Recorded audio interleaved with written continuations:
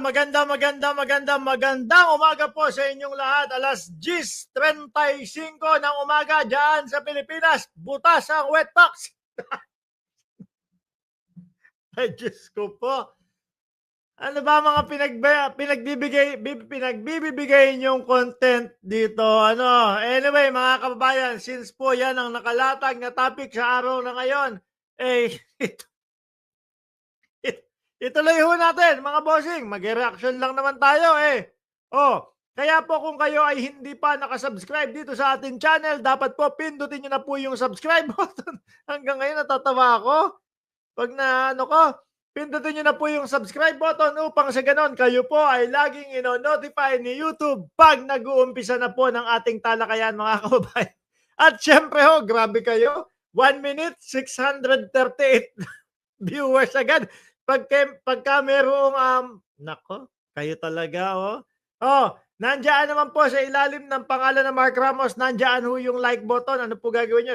Simple lang ho, pindutin nyo lang po yung like button. Tapos, i-komento ninyo kung pang ilan ng inyong like upang sa ganun, madaanan natin ng shoutout ang inyong mga pangalan dyan sa comment section kagaya ni Ma'am Chris Rose. If you haven't done so, please check out, follow Mark Ramos Facebook page.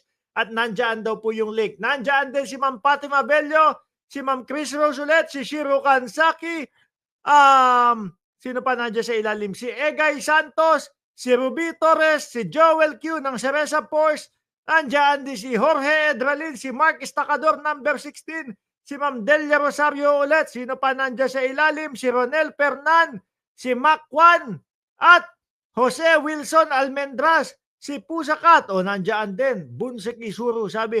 Noli Viñesa, sino pa? Adela Brasos, Greenleaf, nagsisimula ng magkasakit tapos wheelchair. Sabi, nandiyan din po sino pa sa ilalim dyan? Si Ma'am Elma Singcuenco, si Ma'am Delia Rosario ulit, at mamaya na ho yung iba, mga kababayan. Umpisa, ang dami Carmelita Tan, Tommy Cereza Force, Elba Tabon, si Chris Angel nandiyan din, si Mabel Quinjo nandiyan din, si Dolor Di Maisip, mamaya na ho yung iba, mga kababayan.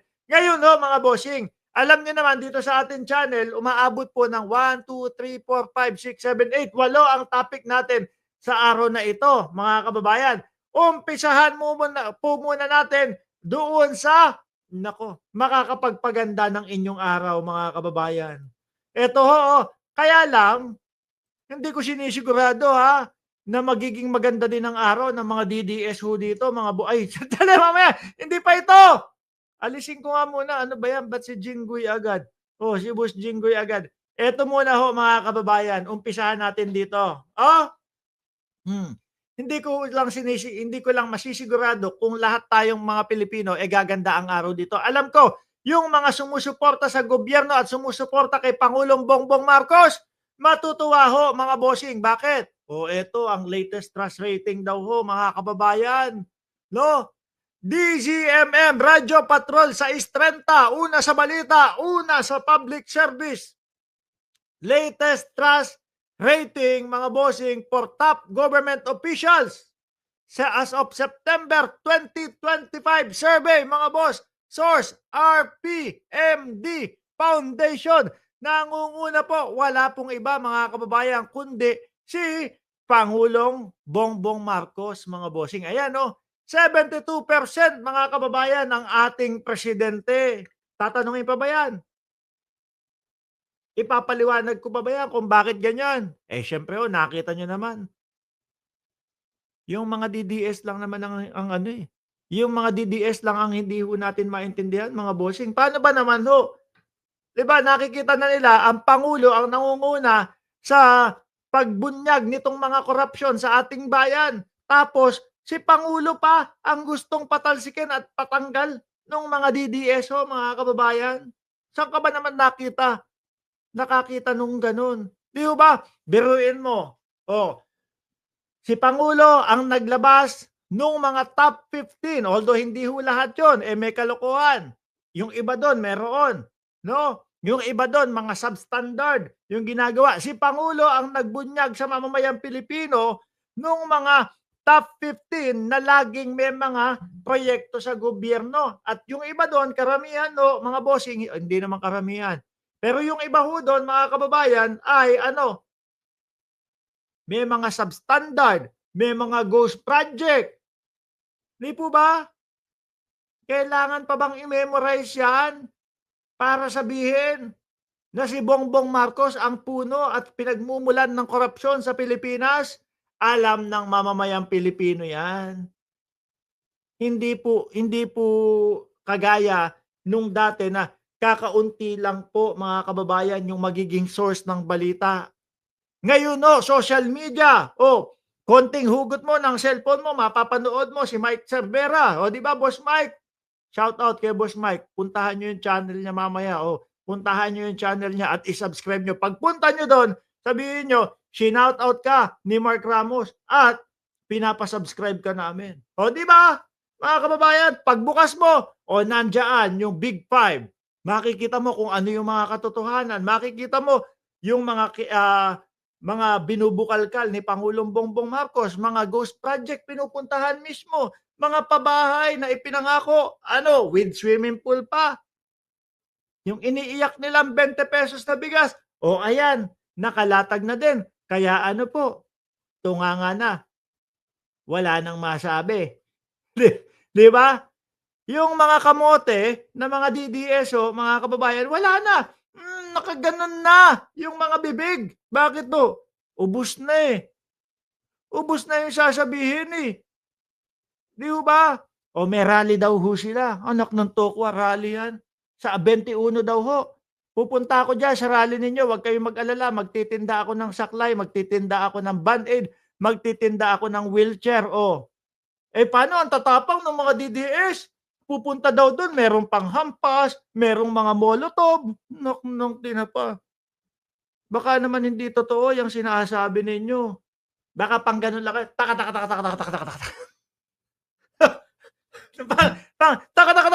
Mayabang ako eh. DDS ako eh. Eto. Suntukan tayo. Baka pang ganyan lang kayo. Pagdating na daw, wala na. Tamemi na. Mamaya pag-usapan natin yan. Sumunod dyan, mga kababayan, 62% daw ho, 2% ang itinaas, Martin Romualdez na House Speaker ngayon. Tinanong si yung spokesperson ngayon na dati pong congressman na si Ace Barbers. Tinanong, boss, ano ba? Totoo ba na malapit o wala nang sumusuporta kay Martin Romualdez at mukhang mapapatalsik at mapapalitan na? Sabi, wala pa daw 10 yung bumoto para mapalitan si Martin Romualdez. Sa madaling salita ho, mga kababayan, buong-buo at solido pa din mga bossing. Bakit naman? Natutuwa yung tao Natutuwa yung tao, mga bossing. Biruin mo, nakikita yung mga hindi nila maipaliwanag, hindi nila kayang ipaliwanag. Lalo na confidential funds. Natutuwa yung mga tao na dati naargabyado daw ng dating Pangulong Duterte nung panahon na siya ay nanunungkulan laban kontra droga, nabubukalkal, nasisilip, naiimbestigahan, nabubuhayan ng loob. Yung mga biktima na makakuha ng na makakuha ng ano tawag doon, pagkapanalo doon sa kanyang sa kanilang mga kaanak na nasawi. Di ba? Kailangan pa bang i-memorize siya? Kailangan pa ba ipaliwanag yan?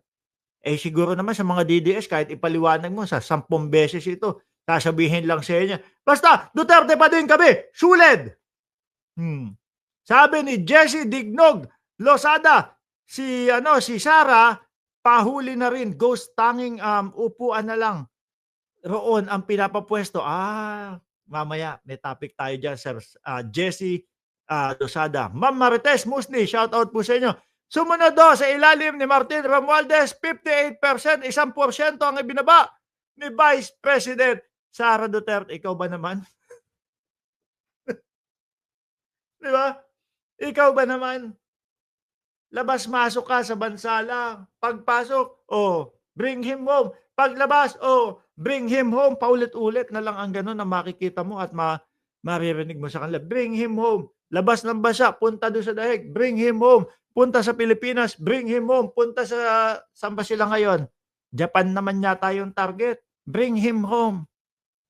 Hmm, tapos plus mo pa diyan yung hindi maipaliwanag na confidential funds, 'di ba Sir Addictus Rex? Eh, wala, talagang bababa, given na talagang bababa yung ano niyan, yung ratings ho niyan. Oh, ang pinakamababa ho, walang iba, 53%, bumaba daw ho ng isa, 1.5%, wala pong iba, yung pinakamamahal ninyo na si Boss Cheese. Oh, na si Boss Cheese na meron ngayon, naku, biruin mo ba naman patong-patong yung issue kay Boss Cheese.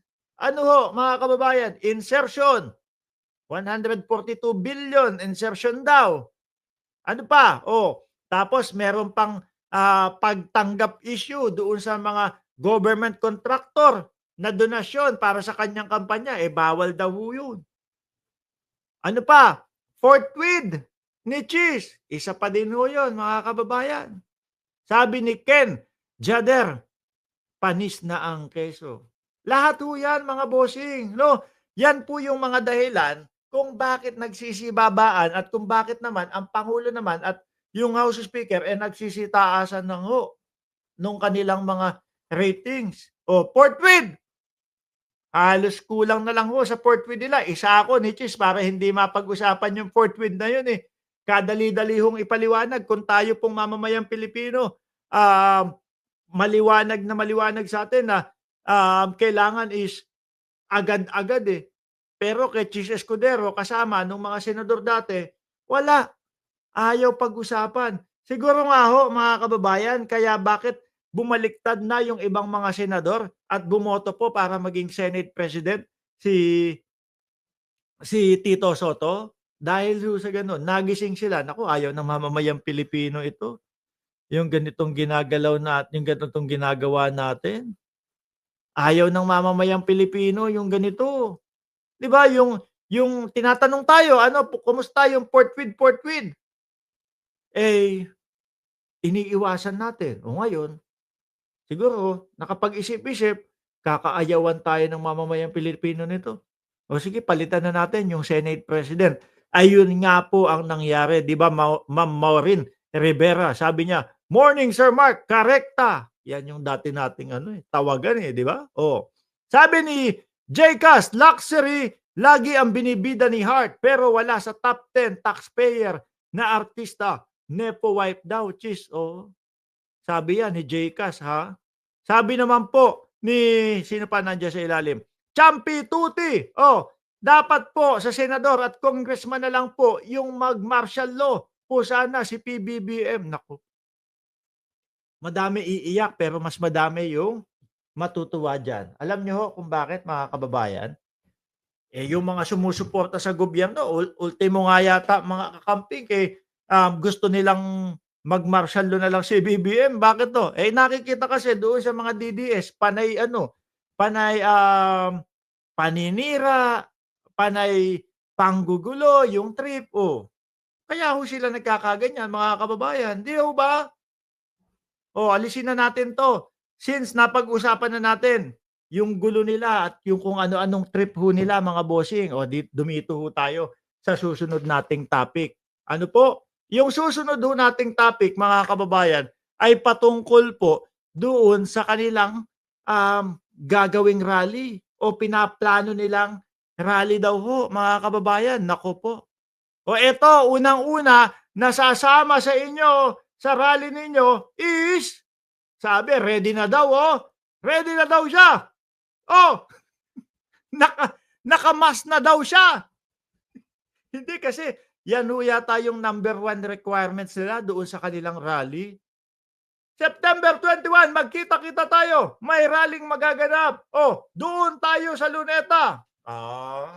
Sabi nung iba, oh, hayop sa rally yung iniisip ninyo, ah. May hawak kayong mga batuta, may hawak kayong mga baseball bat, magdadala kayo ng mga molotov. Rally ba ang pinunta nyo diyan? Or ano, o gulo? Kaya yung mga kababayan natin na talagang, ang gusto lang, eh, pumunta sa rally para makiisa po, masugpo yung korapsyon sa Pilipinas, natatakot tuloy pumunta. O eto si boss daw, ready na, no? Si boss na, o pinost, ready na ako. Pwede na ba itong ano ko? Yung, pwede na ba itong maskara ko? Kasi requirements nga daw yung maskara. Sabi ni Semper P, sa rally Google Pihan ng mga DDS kasi wala pa silang 50. Sabi niya, nung pinost niya, sabi ni Wilson Bautista, hindi na siguro ako mamumukaan sa September 21. Kasi nga nakaganyan na, nakakover na yung kanyang mukha daw ho, mga bossing.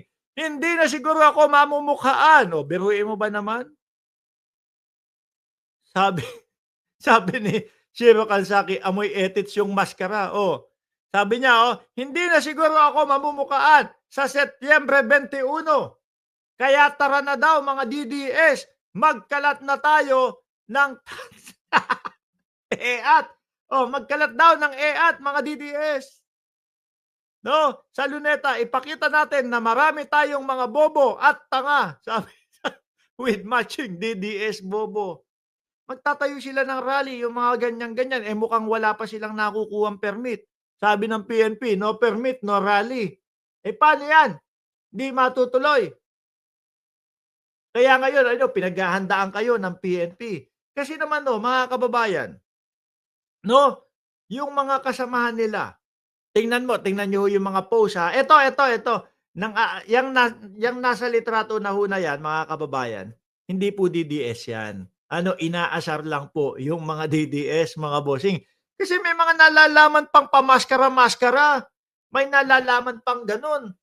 Pag kayo nahaluan ng NPA dyan at yung NPA ng gulo at yung NPA pumaslang ng mga kapwa natin Pilipino ng gulo, ng bratatatatat doon sa mga establishmentong malapit doon sa Luneta, malamang yung mga nag-organisa at nananawagan na mag-rally daw ng nakamaskara, malamang kayo ang damputin ng mga pulis, kayo ang hagilapin ng mga pulis. Totoo, di ba? Sabi ni John Carl Rodavia, magkagulo-gulo na para mapatupad na ulit ang martial law kapag ganun. Iiyak lalo ang mga DDS. Iiyakin naman ho yung mga yan. Mga kababayan, gaya-gaya sa ibang bansa, laki ata ng pondo, sabi ni Ani Malinaw.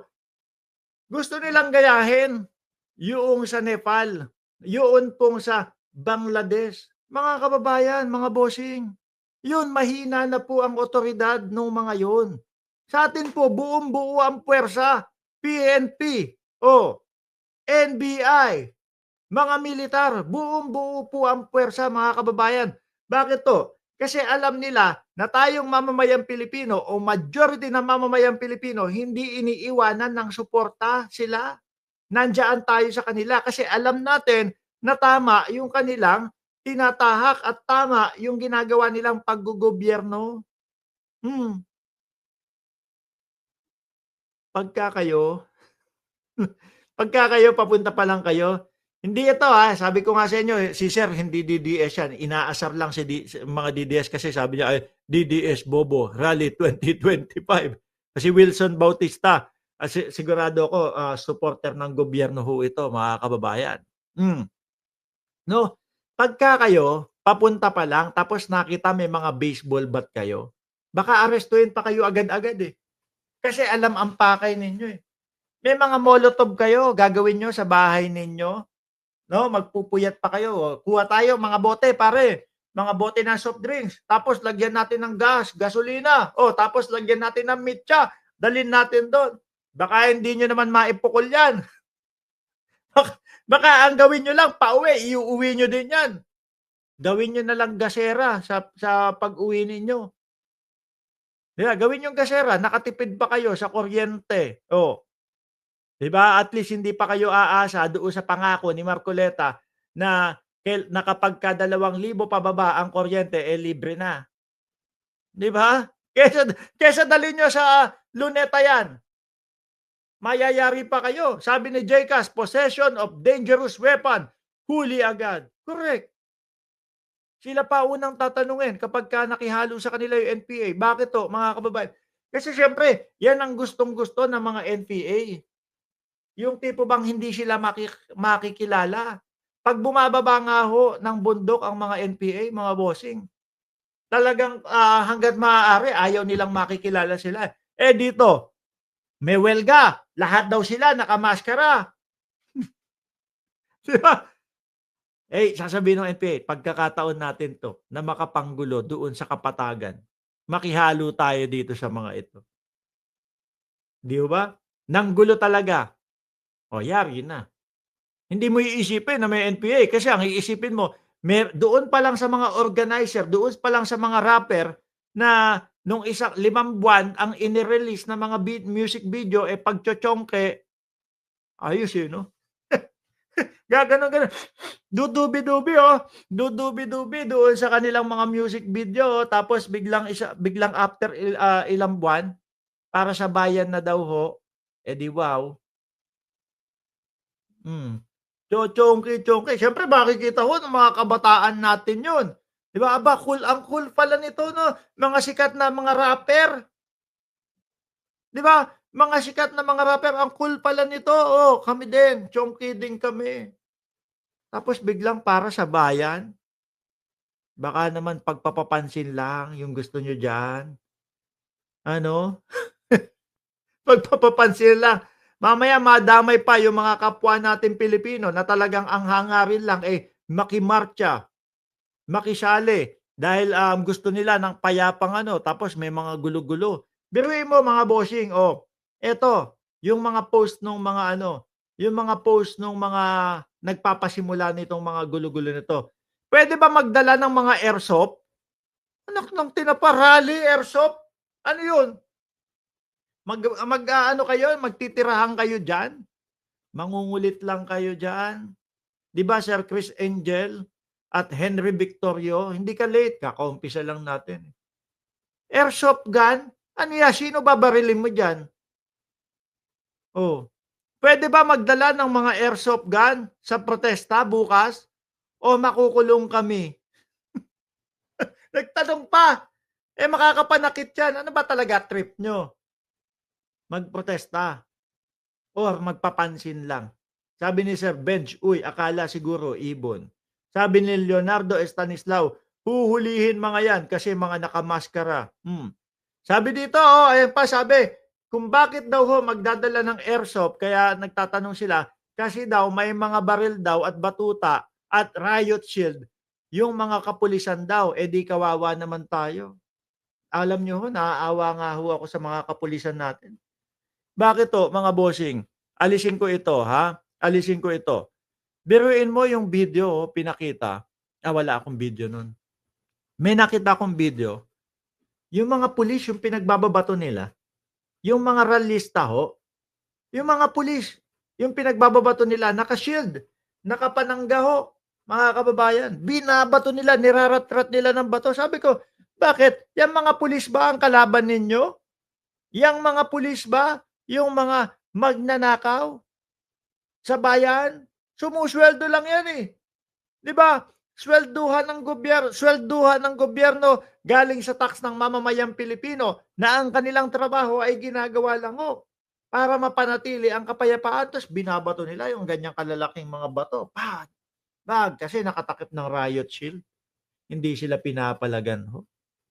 Sabi ko, parang mali naman yata mga pinag-aano niyo diyan, mali yata yung mga ipinaglalaban niyo. Biruin mo mga pulis yung nirarat-rat ninyo, pinagbababato niyo at gusto niyong saktan, 'di ba? Oh, korap ba yung mga pulis, yun ba yun? Eh, ang gusto lang niya kaya nandiyan sa rally, mapanatili ang katahimikan, eh. Wala ho sa mga isip, mga kababayan, 'no? Sabi ko nga ho sa inyo, karamihan dito ang nakikita ko na dahilan kung bakit sasama diyaan sa 21 rally, ay dahil po papansin lang. "Oh, tropa ko tropa! Shh, uy! Halika, halika! Ano, sasama ka ba sa 20?" "Oo, pre." Susuot ko yung bago kong sombrero 'no, usong-uso galing binili ko dun sa vlogger. "O tara, sama kami." "O sige, sama na lang din." Sama na lang din ako, 'di ba? Tapos siyempre mga pormahan ho niyan, mga kababayan. The Purge nga daw ho eh. Mala The Purge daw ho ang gagawin. Yung pormahan niya, no, kala mo. Tapos habang may mga nagbibideo, kuhanan mo kami ha, sa susunod na mga music video nila, sa susunod na mga iaano nila, ipapakita nila doon sa mga kanta nila, ilalagay na nila yun. Bayani kami. Bayani. Baka ilang buwan lang, kanta na yung mga kanta nyo na naman, malachongke na naman yung mga kakantahin nyo. Di ba?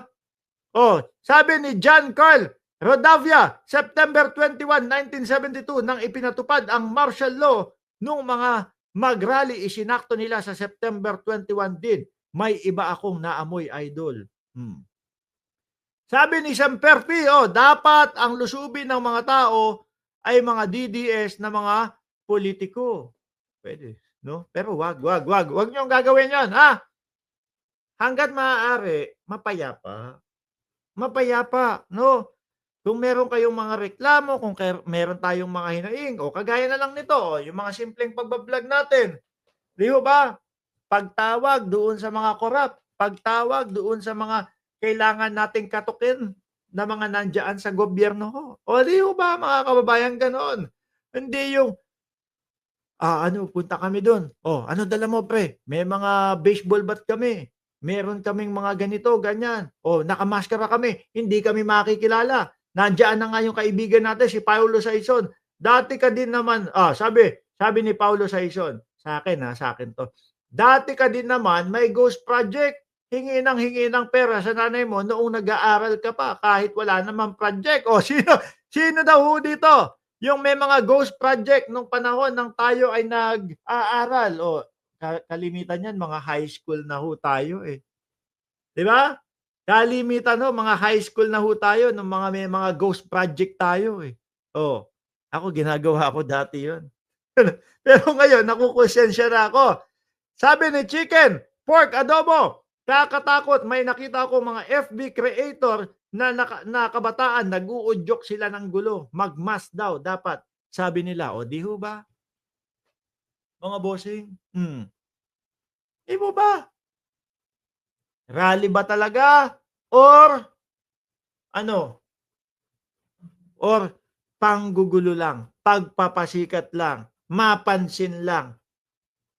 Sabi ni Sir Joel Depano, tanga ba sila? Ang Pangulo ang naglatag ng korupsyon. Bakit kay PBBM sila galit na, BO. Totoo. Si Pangulo, ayan, nilatag na nga, ibinunyag na. 15 mga construction company na laging nakakatanggap ng mga malalaking mga proyekto sa gobyerno. Di ba? Sa Pangulo na hulang galing yan, mga kababayan. Tapos, eto pong mga bumabatikos, mga kritiko ng Pangulo, siya daw ang tanggalin. Ang gulo nila. Ang gulo nila, mga kababayan. Hindi mo maintindihan talaga kung ano ang mga trip sa buhay. Nandito kami para sa 21 na pagtitipon para naman para matapos na ang korupsyon sa Pilipinas. Nilatag ni Bongbong Marcos yung mga kumpanya na malalaking mga project ang nakukuha sa gobyerno. Iba dito, yung mga may mga ghost project, may mga flood control na substandard. Sabay sabi ng mga mag-arali, tanggalin si BBM. Ang gago nyo. Sorry mahina lang yan. Hindi nyo narinig, di ba? Hindi, mapapaisip ka naman talaga sa kanila na gano'n. Ang ogag ho, mga boss. Bakit di kaya si Binoy o ni Binoy ayusin kaguluhan ng mga senador? Di ba may hawak siya ng Ethics Committee? Look. Si Binoy ang may hawak ng Ethics Committee. Yan ang gustong sabihin ni Paulo Saison, mga kababayan. Kala ko naman kung anong Ethics Committee. Sinsan, sige, nabanggit mo na. Okay, fine. Tingin ko gusto mo lang mapag-usapan na ito eh. Sige. Eto na daw ho, mga bossing. Nakita ko lang ho ito doon sa post ni Takeru Miyamoto na ating kaibigan ho, mga kababayan. Eto, mga bossing, nagmula ito, ano po, nagmula ito nung nag-post si Robby Tarosa ho, mga kababayan. Sabi niya dun sa kanyang post, "Naku, mag-resign ka na, Jinggoy." Si Jinggoy yung inaaway niya. "Mag-resign ka na, Jinggoy. Kapag hindi ka nag-resign, ilalantad ko kung ano yung pagkatao mo." May sinasabi pa nga siya niyang double life or something like, kung ano, sandali lang hanapin ko. Para kumpleto rekado ho tayo, 'no? Um, Nasaan ba yung unang-una nun? May kumbaga dalawang mukha, oh. Ayan, may mga death threat na siya ngayon. Ang layo naman nun. Pinost niya yun, eh. 'Di ba? So, ngayon nagulat ang mamamayang Pilipino, mga kababayan. So, gano'n nga. Ngayon, meron siyang sumunod na mga post. Eto naman ho, mga bossing, alisin ko muna 'yan, bago tayo dumire-diretso diyan. Eto naman ho, mga kababayan, yung sumunod na post ni Robby Tarosa. Oh, ayan, sabi niya, "This is all I can tell you, Jinggoy o Junggoy, baboy, my family is not poor and never corrupt." Kasi nga ho, meron na daw pong mga nagbabanta sa buhay ni Robby Tarosa, mga bossing. Lonely TV, nakita ko yung pangalan mo diyan, shout out sa'yo. Oh. "In the USA, my father is a Fed o FED and very close to Donald Trump. Try niyo akong galawin. Baboy ka, botomesa ka." Yan, may mga ganyan nung mga salita. Kanina hong ano, kanina hong nag-vlog tayo, kagabi hong nag-vlog tayo, mga kababayan. Nag-aano kami dito, nagcha-chat GPT kami dito, 'no? Bukod sa ChatGPT, naggo-Google kami, hinahagilap namin kung ano po ang ibig sabihin nung sinasabi ni Robby Tarosa na nabotomesa ka. Nakita namin mga nakita ho namin, mga kababayan,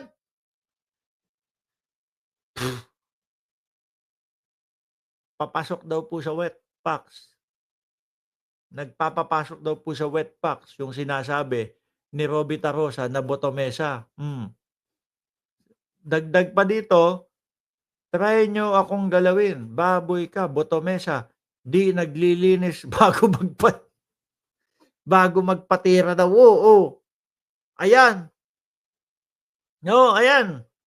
Tingnan niyo ho, 'pag sinilip niyo ho yung ano, yung pinaka-profile ni Robby Tarosa, makikita niyo ho lahat yan, mga bossing. Live and kicking yang mga post na yan, 'no? Tayo po nire-reaksyonan natin. Hinagilap nga namin kung ano ang ibig sabihin nung botomesa daw ho na 'di naglilinis bago magpatira. Wet packs po, eh, yung lumabas talaga, mga kababayan, eh. You have the nerves to question other judge sa siguro ho naiinis. Ano, si Robby Tarosa, sabi pa ni Boss Jinggoy, ah, um, ano sabi niya? Sabi ni Marcoleta, "Safe ka na." Na napikon si Jinggoy, kaya napalapit si Marcoleta, totoo. "Kupal to the highest level ka, mukha kang pagong na tinitira ng grabe pala ka, animal ka, dirty pig, kasalanan din ni Duterte, ba't ka nakawala?" Yan yung mga ano ho, mga bossing, mga post. At dagdag pa dito, "Dear Baklitang Unggoy, I promise you, Boto May, you will never be a politician again. Dapat, pala last election tinapatan kita, bayota ka." Kumbaga, sabi, sige, ako magbabayad sa inyo, 'no, ako magbabayad sa inyo, 'wag niyo lang iboto itong mga ito. Gano'n yung ibig sabihin ho ni Robby Tarosa. "We will pay you triple. Sige, punta kayo sa amin. We will pay you triple. 'Wag lang sila, please, o 'wag lang iboto." Sabi ni Marinjo, "Ano 'yan, Boss Mike? Tira-tira candy." Uy, kumakain ho ako nung bata ako no'n, ano, tigas ho no'n, mga kababayan. Yung tira-tira kulay brown tapos nakabalot po sa foil ng yung mga cheese curls na ang pambalot foil, yun dun naka-ano, yung kung di niyo ho naabutan yung tira-tira. Diyaan ho nag-ugat lahat yun, mga kababayan. Ngayon, si Takeru, 'no, na ating kaibigan, pakisuportahan niyo yung channel. Sabi ko, biglang may nakita akong nai-post si Takeru, eto daw ho, mga bossing. Nung nakita ko, August 1, 2002 yung balita. Ayan naman ho, mga kababayan, balita ng Philstar, .com, August 1, 2002. ay ano, 12:00 ng madaling araw. Sandali nga, sandali lang. Mga bossing, naku, hindi pa lumalaban si Crawford. Ah, puwit ni Jinggoy dumugo. Ano, yung mga balita mga sinaunang ano 'no, sinaunang mga balita grabe. Nandun talaga, ayun nga, ayun, sa Philstar, mga kababayan, grabe naman ito. Muling nangulit ang abogado ni dating San Juan Mayor Jinggoy Estrada na ilipat ang kanyang kliyente sa Makati Medical Center, 'no? Ulitin ko, lumang lumang balita ho ito mga bossing, yung binabasa natin. Kumbaga, ah paano ko ba i-explain 'to, eto lang ho yung nakita natin, may mga balita pa lang mga ganito, Muling nangulit ang abogado ni dating San Juan Mayor Jinggoy Estrada na ilipat ang kanyang kliyente sa Makati Medical Center dahil sa muling pagdurugo umano ng puwit nito noong nakaraang linggo. Baka almo lang naman, 'di ba? O kaya, eto mga bossing, minsan ako lumabas nga muna ho dito yung mga kumakain, yung mga nanananghalian lumabas ho muna, 'no? Sabi dito, minsan ako kapagka yung talagang sobrang tigas, sobrang ano, kung hindi ko alam kung ano yung mga nakain ko, minsan 'pag ano, pagka yung tigas, may samang dugo, mga kababayan. Baka naman dahil lang doon. 'Di ba? Sabi ni Addictus Rex, naunahan pa pala ni Jinggoy si Roque. Tapos kung ikokonekta mo mga kababayan yung mga pinagsasasabi din ni Maharlika, eh, ewan ko kung sino yung mga Gerard na sinasabi ni Maharlika, 'no? Pero natawa lang ako dito sa nakita kong balita. Ayan, Philstar.com, August 1, 2002. 12 AM ng madaling araw, muling nangulit ang abogado ni dating San Juan, Mayor Jinggoy Estrada na ilipat ang kanyang kliyente sa Makati Medical Center dahil sa muling pagdurugo umano ng puwit nito noong nakaraang linggo. Naghain ng urgent motion si Attorney Noel Malaya para payagan si Estrada na mailipat sa MMC batay na rin sa rekomendasyon ng family doctor nilang si Dr. Lorenzo Hoxon. Kailan ba ano nung nakakulong ho si Jinggoy? Kailan ba 'yon? Jinggoy Estrada, no? Arrested. Anong pa no, 2001, April 25, 2001, no? April, eto August. Baka nakakulong na siya nito, 'no? Tapos alam niyo naman, para siyempre para ma-house arrest o kaya para ma-hospital arrest pansamantala, magdadahilan-dahilan. Baka tingin ko mga kababayan, dahi-dahilan lang ito. Ano? Yung tipo bang, eto sumakit ang tiyan ko, may dugo doon sa ano, pagpupo ko, ganito. Dinahilan lang siguro nila. Sabi ni Ma'am Ses, hindi po yan Almoranas, Dax kasi talaga ang uy, grabe ka! Inilalayo ko nga doon yung ano, pag-uusap, Hindi, baka ano lang 'to, baka gano'n, 'no? Gusto niyang ma-house arrest nung panahon na 'yon o gusto nilang ma-ospital para nga doon makapagpahinga, mga kababayan, kayo kung ano-ano iniisip ninyo.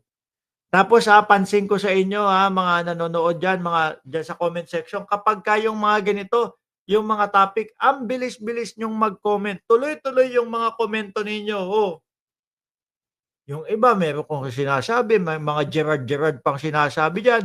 Nagtataka lang ako, sobrang daming project na nagagawa ni PBBM, saan galing yung mga pera na yun? Yun ba yung last will and testament ng tatay niya? Sabi ni John Carl Rodavia.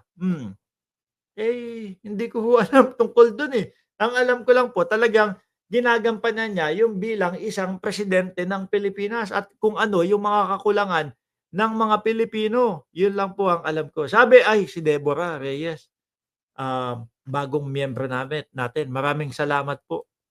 Alisin na natin 'to kung ano-ano mga sinasabi niyo kay Jinggoy, eh. Ano, baka ano lang, baka minsan sobrang yung tibe alam niyo alam niyo yung alam niyo yung tinatawag na tibe o baka gano'n lang ho yun mga bossing. Kasi ako totoo minsan kapagka sa ubod ng tigas tapos sobra kong dami kong nakain, tapos 'pag naku, may kasamang konting dugo, napunit ng konti mga kababayan, alisin ko na, ha! Kayo talaga. Oh, ngayon ho mga bossing, kanino muna ba tayo? Eto, oh. Talaga yan. Alright. It's unfair for me. Oh, nagagalit si Jinggoy. Hindi ho doon sa Robita Rosa kasi sa Robita Rosa mukhang wala pa po mga kababayan nasagot si Boss Jinggoy doon. Sabi ni Ma'am Elma Singcuenco, change topic na, alisin na po natin. O eto, sinisira niya ang aking reputasyon. Yan po yung mga nabanggit ni Boss Jinggoy doon sa mga binitawan po na salita na pinangalanan siya ni Bryce Hernandez na isa daw po siya sa tumatanggap ng pera, mga bossing, galing doon sa mga flood control project. Ngayon ho, rinesbakan ni Boss Jinggoy si Bryce Hernandez ho, mga kababayan. Sabi ni Chi ng Cereza Post, yung puwet mo nasira, nagdugo nga daw. Mamaya na yan. Palit muna tayo, dito muna tayo ano sa flood control, no? Oh, game. Kasuhan ko talaga yan. Alright. It's unfair. Kakasuhan. Tingin ko ho mga kababayan, yung si Bryce Hernandez, tingin ko ready at ramdam ko alam niya na posibleng mangyari sa kanya yan, yung kakasuhan eh. Ano ho? Kasi naman mga kababayan, biruin mo ang ginawa, talagang naglabas ho ng resibo. Ano, akala ko parang style ano lang din ho eh. Style mga diskaya lang din ho mga bossing. Akala ko ganun lang eh. Yung tipo bang, oh ganito, si Jinggoy at si Villanueva, sangkot sa ganito, ganyan, no? Akala ko eh, ganun lang ho yung ginawa ng mga diskaya. Si Marcy Chodoro, tapos yung kaalyado ni Vico Soto, tapos sino pa ba yung mga pinangalanan nila? Mga congressman. Yung isang congressman nga ho doon, mga bossing, naglabas at nagpakita ng resibo. Anong sinasabi mo? Na humingi kami ng pera sa inyo. O eto, wala ni isa kaming proyekto na ginawa. So ang doon naman no, sa kongreso, si Bryce naman, with matching mga text message, with matching mga picture naman ni Alcantara kasama si Jinggoy Estrada, mga bossing. Kaya ngayon ho, yung mamamayang Pilipino iniisip, nako po, mukhang sabit talaga si Boss Jinggoy dito sa sinasabi ni Hernandez. Ito po yung reply niya o ito po yung sagot niya. Nanggigigil, nanggagalaite, kaya nga po gustong-gusto nila na maibalik sa Senado. Kaso ho, si Bryce, ang sabi ni Bryce, baka pwede po, wag niyo na ako ibalik sa Senado. Miski naman ho ako, ganun, magsiwalat ng mga pangalan. Di ba? Isiwalat ko yung mga pangalan ng mga senador na sinasabi ko na merong kaugnayan doon sa mga flood control na mga ganon. Ay nako, sasabihin ko, re-request ko talaga, wag niyo na po akong ibalik dyan. Hindi ko po alam kung ano mangyayari. Tapos nakakulong ka doon sa Senado, baka babain ng mga senador, babain o puntahan doon sa ano, kausapin, etc. Hindi natin alam, di ba? Hindi natin alam. Posible na mangyari yung gano'n. Siyempre, kawawa naman no. Hindi ako naaawa kasi magnanakaw naman din si Bryce, mga bossing. Kaya lang, baka makausap at biglang mag-iba yung ihip ng hangin. Imbis na, eto, mga pinapangalanan ho, mga kababayan, yung mga sinasabi niyang mga di umano na nagnanakaw sa kaban ng bayan, baka paglabas doon, hindi na. Tahimik na. Di ba? Kung ano-ano na naman iniisip nyo. Ang ibig ko sabihin, baka babain ng mga ibang senador, baka pumunta doon at kausapin No, anong bababa si Jinggoy doon? Kung kung ano-ano na naman iniisip niyo. O tingnan mo si Jess. Pogi kasi si Bryce, gusto Jinggoy doon makulong para kita niyo kung ano-ano na naman iniisip niyo. Iba yung iniisip ko sa iniisip ninyo, 'no? Ang iniisip ko, baka bumaba do'n tapos kausapin. Kayo talaga ang beberde ng mga utak niyo. Pakinggan niyo na nga si Boss Jinggoy, Kasuhan ko talaga yan. Alright. It's unfair for me. Kakasuhan. Unfair daw sa kanya. Hindi siya kasi sa mga government official mga bossing, tingin ko normal lang may mga ganyan et cetera, 'di ba? Tingin ko ang dapat na gawin, sagutin na lang ni Jinggoy. May mga pinakitang mga text message, 'no? I-debunk niya 'yon isa-isa. Yung sinasabi niya na Beng Ramos, hindi ko kamag-anak 'yun, Tagal nang wala sa akin 'yan. Hindi ko na nga mga nakikita 'yan. 'Yun, gano'n. Hindi ko na ho nakakasama 'yan, yung Beng Ramos na 'yan, ganito, ganyan. Gawa-gawa lang po 'yan, tingnan niyo yung mga text message, ganito. Wala po akong stop. 'Yun, 'di ba ma-debunk niya. Tapos, yung picture, yung picture namin ni Alcantara wala 'yun, 'no, naimbitahan niya lang ako sa birthday ko kasi, naimbitahan niya lang ako sa birthday niya kasi sikat akong tao, senador ako, gusto nila may mga gano'n. 'Di ba? 'Yun, para malinis mo yung pangalan mo doon, base doon sa sinabi ni ano. Pero yung ganyan, babantaan ko 'yan, kakasuhan ko 'yan, iisipin nung mamamayang Pilipino, naku ayan na tingnan mo. Hindi na lang sagutin yung ano sa kanya, kakasuhan, eresbakan, Tapos marinig pa, talagang nire-request nila na ipasok si Bryce Hernandez doon sa ano, sa Pasay, City Jail. Talagang pinipilit, kailangan pumapasok diyan sa, Pasay City Jail, yang Bryce Hernandez na yan. Sabi ni Sir Chris Angel, "Mark Ramos, alam mo ba yung nangyari sa Celebrity Olympics, binatukan ni Jinggoy o Jinggay si Gom." Ay grabe naman. Hindi ko ho na ano yun, siguro ano, bata pa ho ako nun. Prudencio Bracos, reputasyon daw. Hala, mayroon pa ba sila niyan? Meron daw, pakinggan niyo. Sinira niya aking reputasyon. Maganda na yung, hindi naman pa sa pagbubuhat ng sarili kong bako. Maganda na yung aking performance. I have elicited a lot of information coming from Maganda na naman daw yung performance ni Boss Jinggoy maayos na ang kanyang reputasyon. Kaya lang may picture. May mga nilabas na picture, yun yung kailangan niyang ipaliwanag. Di ba? Sabi ni Rowena Takemura Almoranas, sabi ni Jcas, meron naman siyang reputasyon. Masamang reputasyon nga lang daw. Sabi ni Addictus Rex, reputasyon. Oy, grabe ka. Reputasyon X. Reputasyon. Check.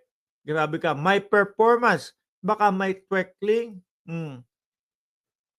Ang iniisip ko dito, si Bryce gusto niya kasuhan. Si Robby Tarosa naman, talagang nagwawala "Oy Jinggoy, 'pag ikaw hindi ka nag-resign, gano'n, isisiwalat ko." Ikakasuhan kaya ni Jinggoy 'yun? Kasi hanggang ngayon tuloy-tuloy ho yung si Robby Tarosa, mga bossing. Andali lang, hagilapin natin, baka mayroong bagong post, Robby naku, menu post, ayan. Sabi dito, ayaw daw akong patulan sa social media, pero sabi mo eto, ayan, ayan, nakita niyo? Babasahin ko sa inyo, may bagong pasabog. Sabi ni Jess nangunguna, ayaw daw ako patulan sa social media, pero ano sabi mo sa friend natin? Sour graping siya kasi iniwan siya ni Joed dahil naging piglet siya. Hoy, baboy ka! Grabe. Baka sabihin niyo gawa-gawa ko yung pagtawag na baboy. Ayan, makita niyo, 'di ba? Hoy, baboy ka! Piglet is better than baklet. Ayan, yung naka-caps lock ko, tingnan niyo, ayan, may naka-copy, malalaki. Piglet is better than baklet. Baboy na piglet. Dude, you're obese, I'm not. Tumaba lang ako before pero not na. Ikaw baklet, kita mo pa din ba turtleneck mong alaga na may kesong libag? Tigilan mo ako, baklit. Grabe, talagang ano. Tingnan nyo, ito mga kababayan. Ayan, may nag-post din ayan, pinakita din yung kung ano yung topic natin kanina, pinakita, puwit ni Jinggoy. Kumalat ito kaya ho nai-post natin, kaya po kaya po nai-topic natin ngayon. Sabi ko sa inyo, tigilan na natin 'yan. Lumipat na tayo. Tuloy muna natin. Kailangan tapusin natin yung sinasabi ni Boss Jinggoy. Tuhan ko talaga yan. Alright. It's unfair for me. Sinira niya aking reputasyon. Maganda na yung, hindi naman sa pagbubuhat ng sarili kong bako. Maganda na yung aking performance. I have elicited a lot of information coming from the resource persons. Marami na akong pinaamin na Yan, madami na pinaamin. Tsaka ho kapag kayong nasa mga nasa ano tawag doon, yung mga movie niya na mga talagang action star siya, no, yung mala Rustom Padilla ho, yung mga sabi ko sa inyo mga kababayan, yung mala Rustom Padilla, 'di ba? Si Rustom action star dati, ang hahaba ho ng boga nun. Ganun na ganun din ho si Boss Jinggoy, mga kababayan. Madami na akong pinaamin. Mukhang yari si Bryce dito. Mukhang mapapaamin. Tingin niyo po mapaamin si Bryce dito? Or may iba pong aamin? Sabi ni Cheche Boreche, pinahamak din siya ni Marcolits. Oo nga, napikon siya doon Yung pagkakasabi ni Marcolits, ligtas ka na. mga kalokohan ng mga kasabwat sa ghost projects. Ngayon, huwag mong ililihis ang issue, Mr. Hernandez. Oo. Ano sabi? Sabi ni Bench, uy, Boss Mark, ulitin mo ang boses, parang alon. Sino alon? Pinaamin o aamin? Sabi ni Addictus Rex. Anyway, alisin na ho natin talaga yan, mga kababayan. Wag na yan, alisin na natin yan. Iba na lang, mga bossing. Hindi tayo doon sa mga botomesa. Hindi tayo mahilig doon sa mga sinasabi na hindi naglilinis kapag magpapatira daw. Ewan ko. Kalimutan nyo na po yan, mga bossing. Ngayon, dumako tayo dito, mga kababayan. Naku. Mukhang soplak na naman po yung mga DDS sa ICC, mga bossing. Bakit to? Ito ang balita, Mukhang ang dahilan mga kababayan, ay vice-presidente. Sabi dito, on July 19, 2025, Sara Duterte, the current Vice President of the Philippines, spoke in front of a crowd in The Hague. Lagi nating nakikita. 'Di ba?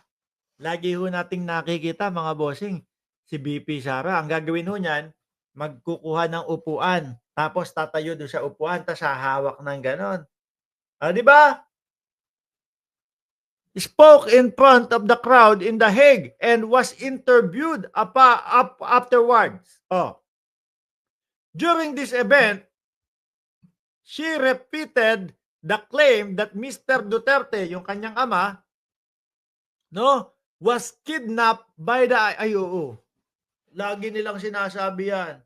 Kinidnap ang dating Pangulong Duterte. Laging ganun yung sabi nila. So, paano nga naman papayagan yung interim release nito? Paano pag ni-release namin yan? Tapos pumunta na ng ibang bansa. Tapos kapag yung nakausap nila yung bansa na yun, biglang sasabihin, wala, hindi na namin ginagalang ang ICC kasi kinidnap kami niyan. Wala na. Kaya tingin ko hindi mapayag-payagan yung interim release kasabay na din po dyan, kaakibat na din po dyan, mga bossing, dahil walang gustong bansa na kumupkop sa dating Pangulo. Bakit to? Yung mga napupuntahan nila bigla pong nagiging Duterte Park bigla hong nagiging Duterte Street Di ba? Sino ba namang bansa ang gusto na masakop yung kanilang mga parke tapos palitan ng mga pangalan? Magiging Duterte, Duterte Park, Duterte Street, matayuan lang tapos pag nagsalita wala na to, Duterte Street na to. Sino ba naman hong bansa ang gugustuhin na araw-araw merong mga welga o rally doon sa pagkukulungan ng dating Pangulo? Di ba kahit Nako, sabi ko nga ho sa inyo kahit 4, 5 lang ho yung mga nagra-rally na lang ngayon sa kanila, annoying pa din ho yan, eh. 'Di ba? Sabi ni Genoveva Iturralde, "Good morning, Mark. Oh, I'm 75 years old, Lola. God bless." Salamat po. Oh, Ma'am Genoveva Iturralde at si sino pa nandiyan? Si Sir Henry Victorio at Pablo Alagbay. Aray ko, higanting tubong binaon sa flood control. Wala na, tapos na tayo dun sa Jinggoy na yon. Dito na ho tayo mga kababayan sa ICC. O tuloy ko. During this event, she repeated the claim that Mr. Duterte was kidnapped by the ICC and stated that it was illegal daw ho, mga bossing, to bring him to the court. Sandali ha. Alam niyo kung bakit napunta sa ICC ang dating Pangulong Duterte? Kasi nung panahon nila 2017 mga bossing, siyempre yung mga biktima di umano, mga kababayan. Walang mapunta, sino pupunta mo sa Pilipinas? Sino irereklamo mo? Yung presidente ang idedemanda mo, 'no? Siyempre alam mo na, walang mangyayari. At narinig niya, nalaman ni Pangulong Duterte na pumunta sila sa ICC, bumakla sa ICC. 'Di ba? Yung mga reklamador po, sorry, mali yung word ko. Yung mga nagrereklamo ho, mga kababayan, dumiretso sila sa ICC. No, kasama po si Senador Trillanes. Kasi nga alam nila walang mangyayari sa Pilipinas. Mga boss. Si Duterte. Babaklas kami sa ICC kasi iniimbestigahan ganito, ganyan. Ngayon ho, hindi makauwi ng Pilipinas. Bakit to? Sasabihin sa kanila ng ICC, hindi kayo pwedeng humingi ng interim release sa amin. Bakit? Kasi kayo mismo yung bumaklas sa amin, hindi na kayo kasapi sa amin. 'Di ba, Elena Garcia at Cherry ng Ceresa Force? Kaya hindi ho mga makabalik. Tuloy. She also told supporters, supposedly in jest, that she had discussed breaking Mr. Duterte out. Naku, ayun! Naalala niyo ho yan? Sabi ng Vice Presidente, parang ilabas na or something ayan, yan, natatandaan ko yung sinasabi niya, Parang itakas na o i-break na yung kulungan ni dating Pangulong Duterte. Yan yung mga napansin nila. 'Di ba? That she had discussed breaking Mr. Duterte out of the ICC detention unit with a colleague. Sila Roque, nandun yata yun, ano? Paano mo papayagan talaga yan, mga boss? 'Di ba? Sabi ni Henry Victorio, pwede namang itakas ni Sara ang kanyang ama sa dahig para makasama na niyang makulong dyan sa ICC, sir. Prison break. Yan. Naalala ko na, fans ng prison break. Jailbreak. Yon. Jailbreak daw. Naalala niyo yun? Yun mismo yung sinabi, Kaya syempre, itong mga ito, mga bossing, paano namin kayo bibigyan ng interim release? Hindi nyo nga ginagalang, Yung kung bakit nandito sa amin o kung bakit naka-detine sa amin ang dating pangulo ninyo o ang ama ninyo. 'Di ba? Paano namin kayo pagtitiwalaan kung yan yung mga sinasabi nyo sa amin na kesyo kinidnap namin, ganito, ganyan. Paano namin ibibigay sa inyo? Kaya yung interim release bukod po sa walang tumatanggap na bansa sa dating Pangulong Duterte, tingin ko isa sa dahilan itong mga inaasal po nila doon sa dahig. Kaya yung mga supporter nila talagang unti-unti nababawasan. Dati ilan-ilan, dati libo-libo yung pumupunta sa dating Pangulong Duterte. Tapos naging sabi ni Maharlika, wala nang 500 yung pumupunta diyan. Tapos yung mga nakikita ho natin mga pagtitipon na lang nila doon, mga bossing, humba-humba na lang ho. Humba-humba na lang, pag-aawayan pa, pagkain na lang pinag-aawayan pa. Nawawalan ng gana yung ibang mga pumupunta sa kanila. Di po ba? Hanggang sa maubos na, wala na. Asal, DDS, Sir Mark, si Inday. Hindi kasi nila mapigilan din. Hindi ho nila mapigilan, mga kababayan. Ito, may papakita ako sa inyo, no? Ang Vice Presidente absent.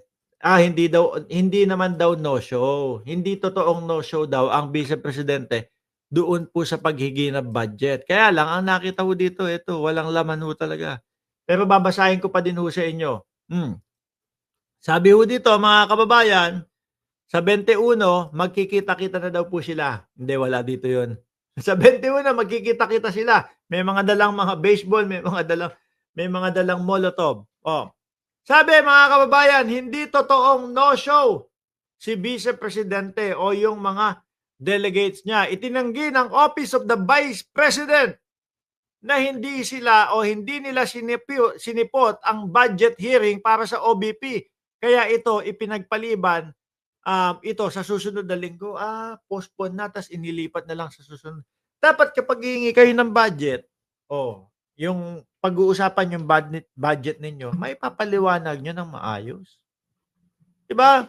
Wala naman ho sigurong problema kung talagang yung mga budget na hinihingi ninyo, para doon sa mga proyekta at doon sa para mapatakbo nyo ang Office of the Vice President. Di ho ba? Kaya lang ho, mga kababayan, tingin ko naging talagang obligado na ipaliwanag. Actually, dapat naman talaga obligado ipaliwanag ng mga mambabatas, ng mga nakaupo sa gobyerno kapag may mga budget sila. Bakit ho, mga bossing? Sa laki ho ng nawawala sa bansa natin, sa laki ng mga nakikita na mga ghost flood control, mga ghost project, tingin ko dapat kailangan na kailangan, no? Nung nakaraang taon, Marcoleta ay pinagtanggol ang Vice Presidente. Kasi daw, dapat pag ang Vice Presidente ang humihingi, hindi na ipinapaliwanag yan, wala nang paliwanagan, wala nang tanungan. Naku po, nung last year, ang hinihingi nila is 2 billion plus na budget po sa OBP. 2 billion plus. Ilan ho yung 2 billion?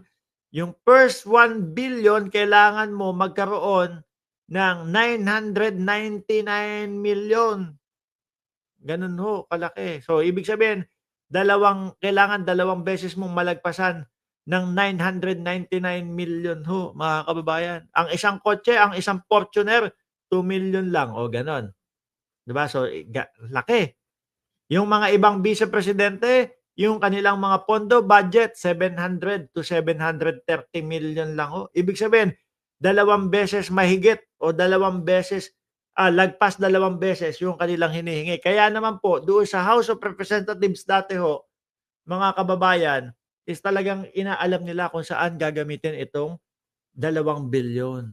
Ano? Kasi nakita doon, meron mga para sa advisor, 100 million. Grabe. Advisor ni Inday Sara, no? 100 million. Tapos meron yung mga proyekto ng mga DSWD, meron din silang kaparehas ng ganun. Tayo ho, bayan natin, nagtitipid nga ho, kailangan at least magamit ng maayos at husto yung ating mga pondo. Sabi dito, sa pahayag ng OBP, sinabi nila may delegasyon na ipinadala sa hearing sa pangunguna ng isang assistant secretary. Assistant secretary lang yung pinadala nila. No, hindi si Sulaika hindi na nila pinadala. Sabi ni sino 'yon? Si Benzer, magbabayad na daw ulit kay Koopman kaya need na ng pera ng busy. Uy, grabe. Sa pahayag ng OBP, sinabi nilang may delegasyon na ipapadala sa hearing sa pangunguna ng isang assistant secretary. Si Sulaika wala na, hindi na pinadala. Ano naman siguro ang kinalaman ng assistant secretary dyan? Pero alinsunod daw sa tradisyon ng Kamara ay dapat opisyal na may ranggong undersecretary pataas ang dapat dumalo. Yun. 3 oras bago ang hearing ay nag-abisong dadalo si Vice President Sara Duterte. Pero minabuti ng Kamara na ipagpaliban na lang ang hearing. Para suportahan ito, naglabas pa ang OBP ng screenshot na umano'y palitan ng mensahe sa pagitan ng budget.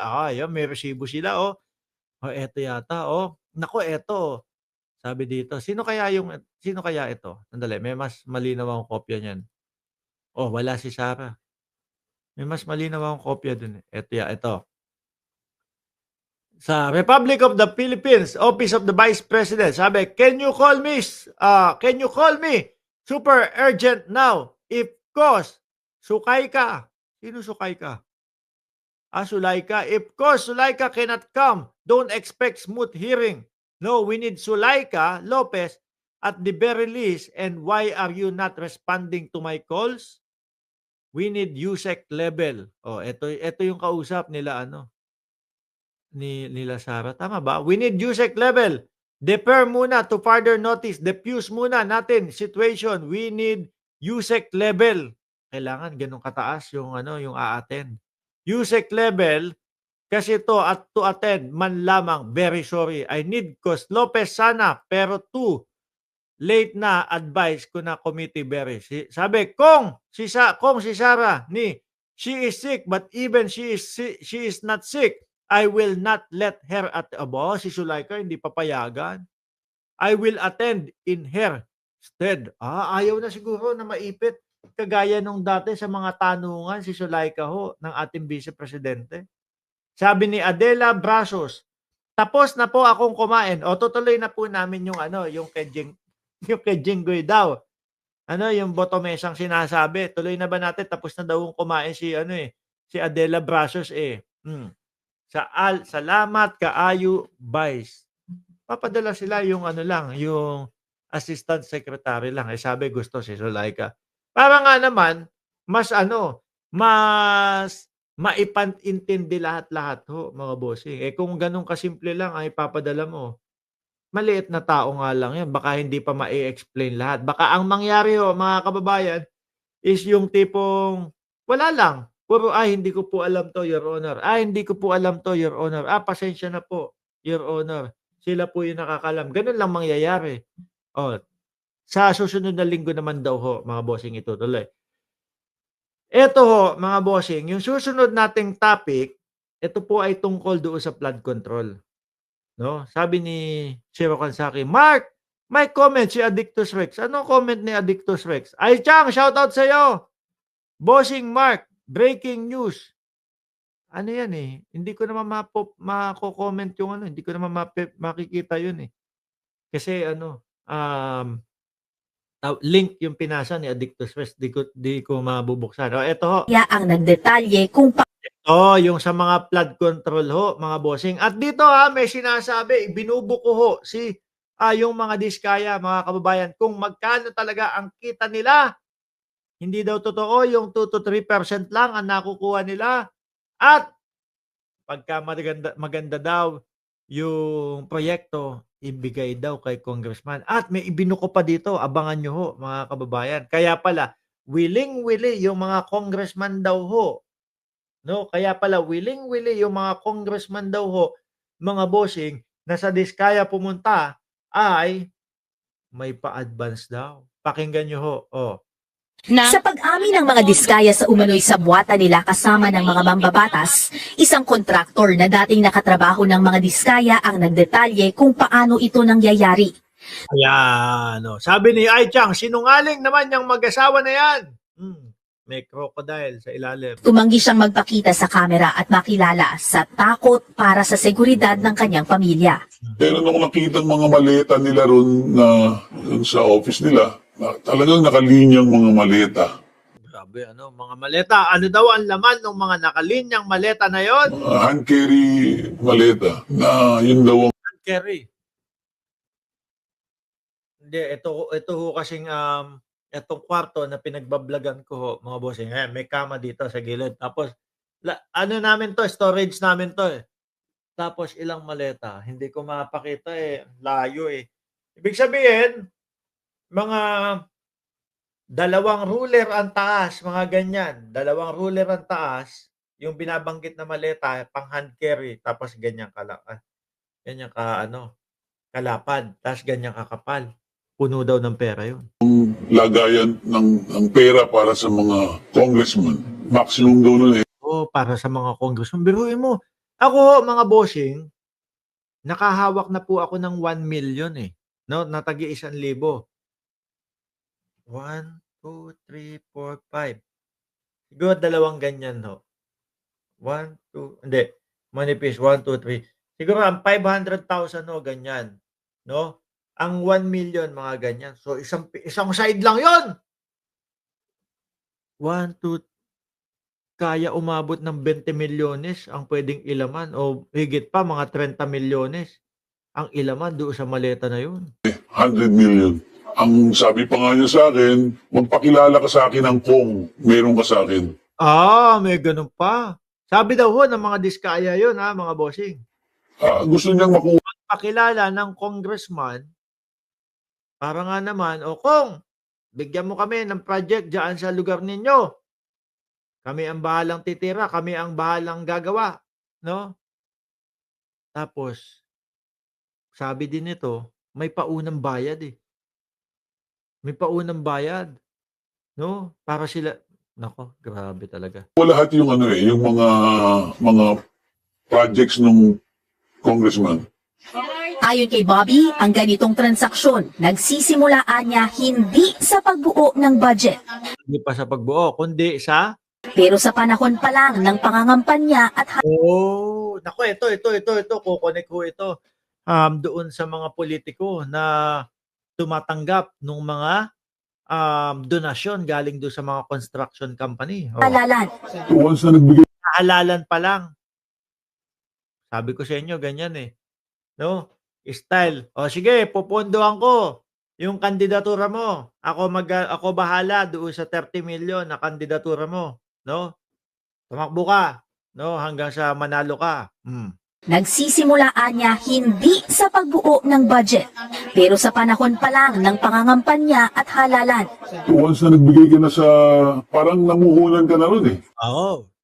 Siyempre, pag nanalo, kung sino man, sabihin na natin congressman, nanalo si congressman.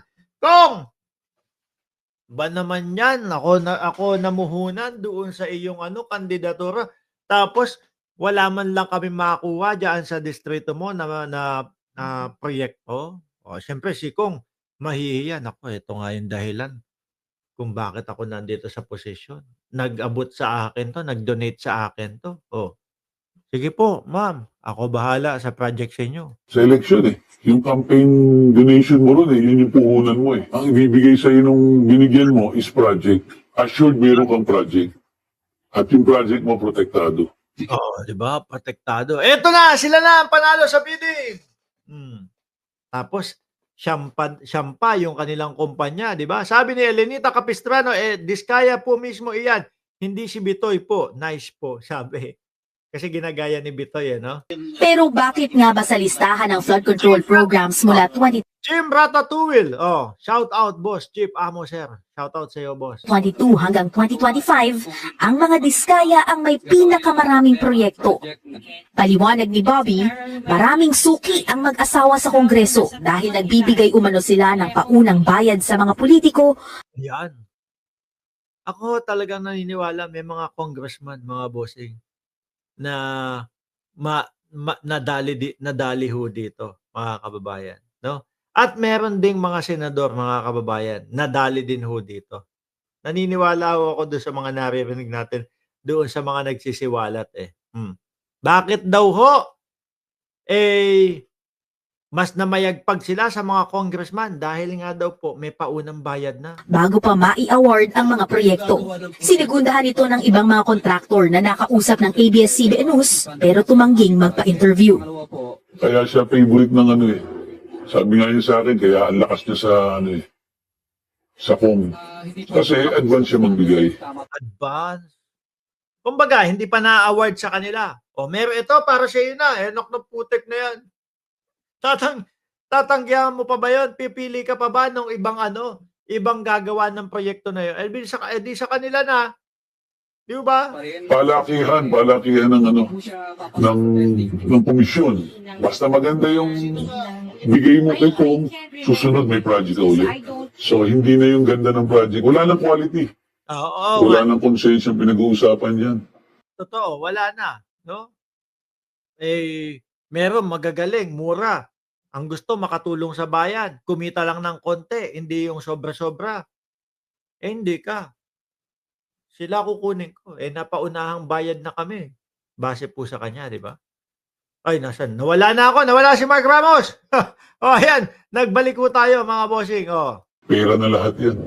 Para sa taas.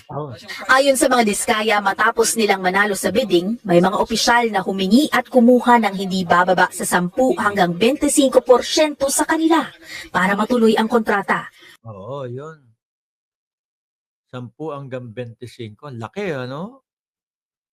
Meron tayong mga nakikita na mga joke doon sa mga, hindi ako nagkakamali, bubble gang yata yun. Tsaka yung mga kilapidol-pidol. Di ba? Sabi, magkano pag ikaw ang gumawa nitong kalsada nito? 1 million po. Gagawin ko na yan. Yung isa naman, 4 million naman. No? Tapos si Bandol, 10 million sa akin. Aba, malaki naman sa inyo. Bakit naging 10 million? Congressman, sa iyo yung 3 million. Tapos sa akin yung 3 million. Tapos yung ikaw ang gumawa yung 1 million. Tapos malalaki yung mga kickback. Oh. Kadalasan po ako natitira na Dito, sa susunod na sasabihin, maniniwala kayo? sa amin, minsan pag minalas-malas, lugi, kung sinuwerte, minsan 2%, 3%. Pag Maniniwala ho kayo doon. Kayo ang nagtrabaho, kayo ang nagpagod, tapos 2%, 3% lang. Tapos pag pumunta sa garahe nila, santambak ho yung mga luxury car. Di ba? Santambak yung luxury car, 2 to 3%, mas malaki pa yung kinita nung sinasabi nilang congressman na maabot na tinatayang 25% daw ho. Kaso hindi naman daw ho totoo.